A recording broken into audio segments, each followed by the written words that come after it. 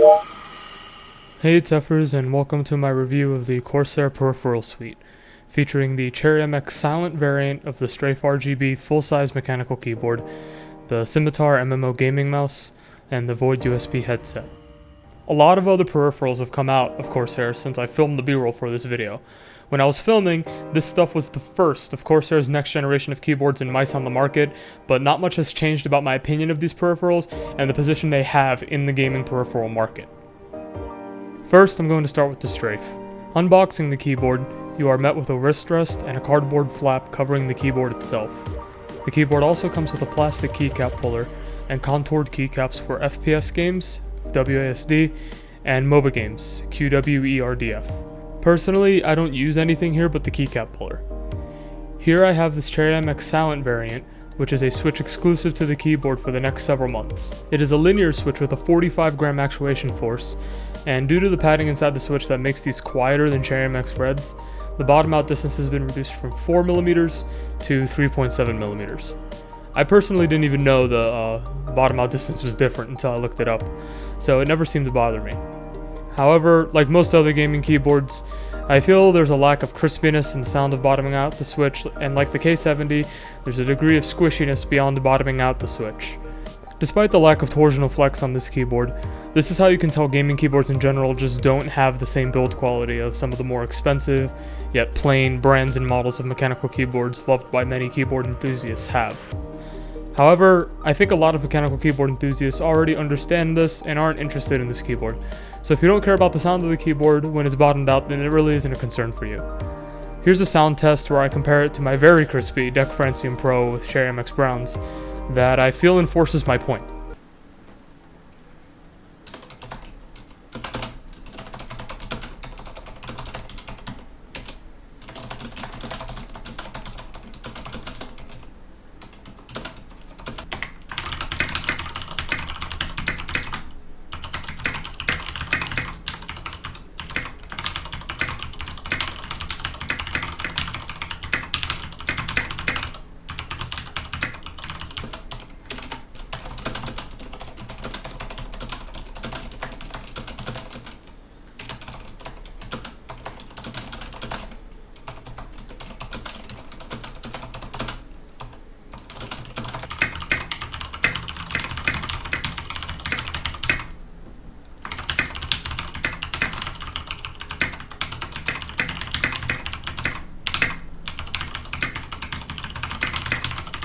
Aside from that, the keyboard doesn't feel any different from Cherry MX Reds, and if you like the sound of Reds more, I would suggest just getting the Cherry MX Red variant.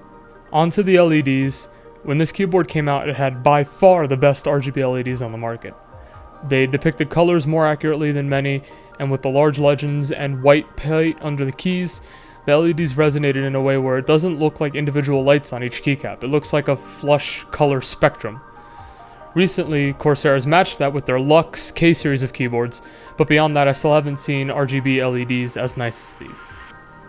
Also, if you don't need legends, I would highly recommend getting blank white keycaps for this keyboard, as it makes the LED effects absolutely stunning.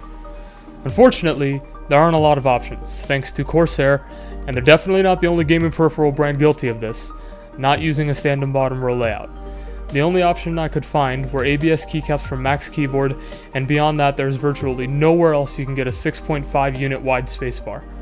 Hopefully, this changes in the next generation of keyboards, because now that RGB is starting to make it into brands that have already had standard layouts like Vortex, Ducky, and Cooler Master, if you don't need software programmability, these keyboards are basically not competitive to a reasonable amount of people. Going into the software, this keyboard has the same level of customization as the K-series RGB keyboards, which means that it still has the same gigantic manual for learning the ins and outs of your own LED customization.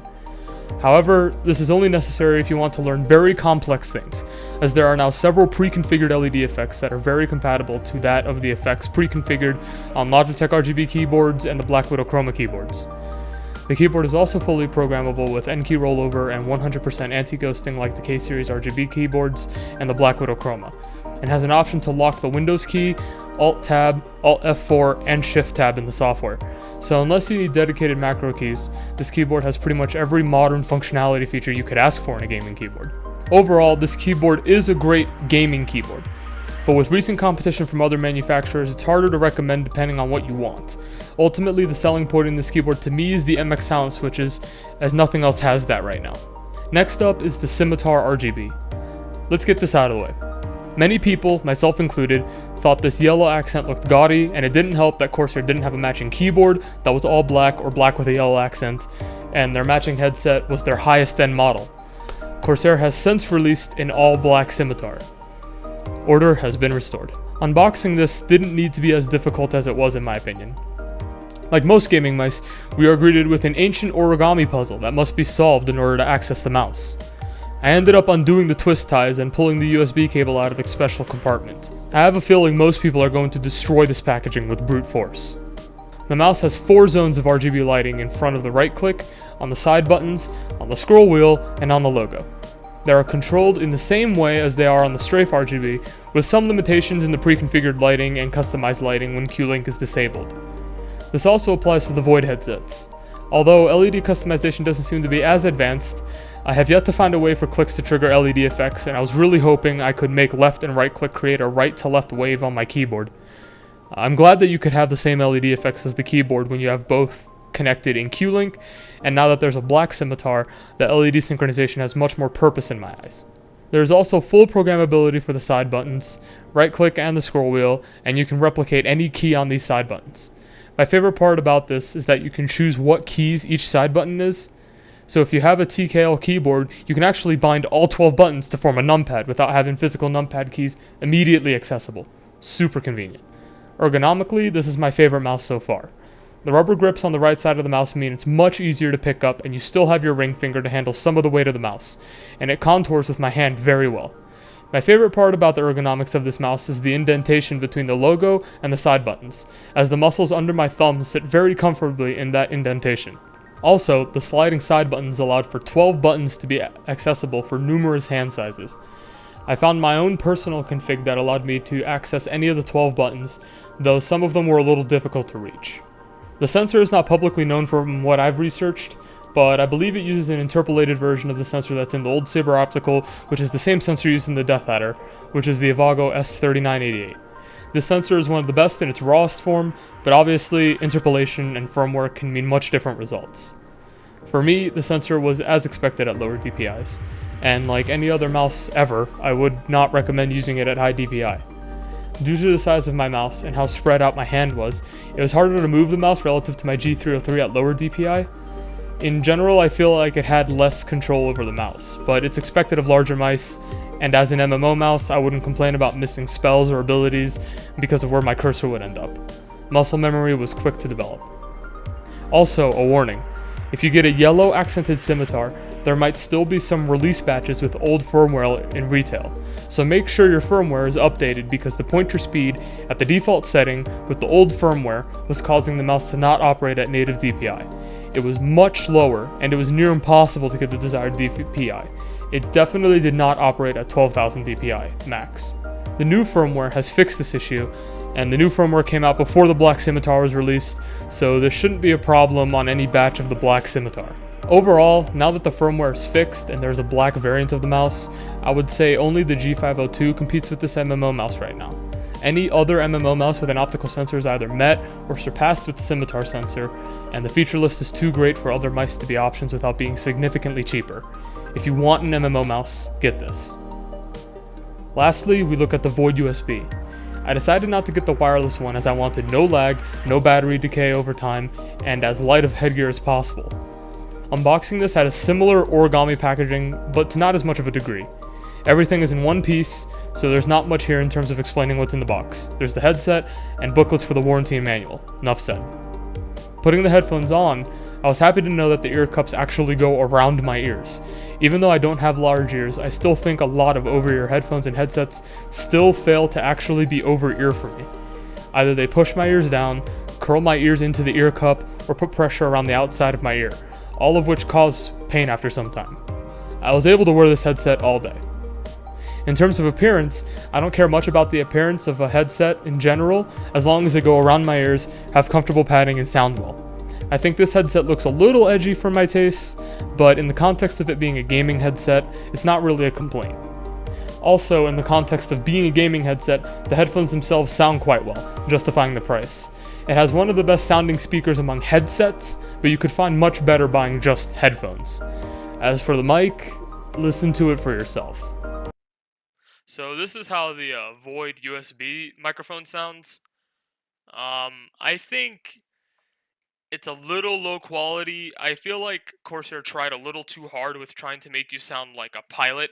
It really seems like they were trying to create a greater effect with hearing the microphone in game, but that doesn't really benefit me. That just benefits people who are listening to me. And even then, I have a lot of friends who care more about the quality of the microphone so they can be assured that it's a voice that they're hearing and not something in a game. The headset also has RGB lighting, something I find unnecessary. I would have liked to see a no LED version of the Void USB for a lower price. I'm under the impression that LEDs eat at the battery of the wireless ones as well, so I would have liked to see a no LED version of the wireless Void as well.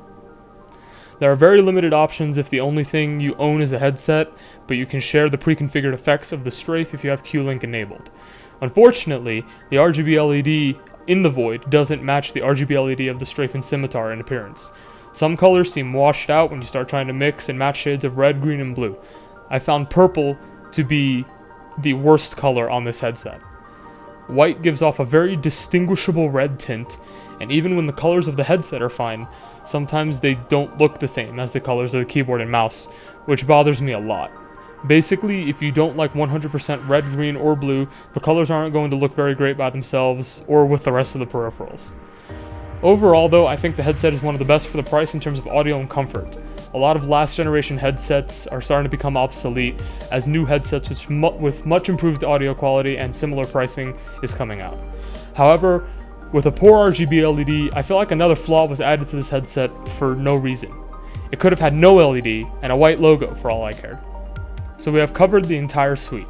In my opinion, due to the issues I have with other peripherals from Razer and Logitech, and in some cases the lack of options, I think Corsair wins overall in terms of which suite of peripherals you should buy.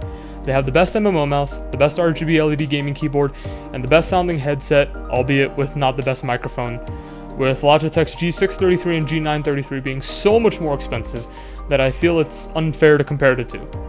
The suite has its flaws, but in the gaming peripheral market, the flaws aren't enough for me to dislike anything here. Thanks for watching my review. Make sure to like or dislike the video depending on how you felt about it, share it if you would like me to get more exposure, and subscribe if you want to see me publish more reviews in the future. Also, follow me on various social media accounts. There will be links in the video description for that. Again, thanks for watching, and I hope to see you in the next video.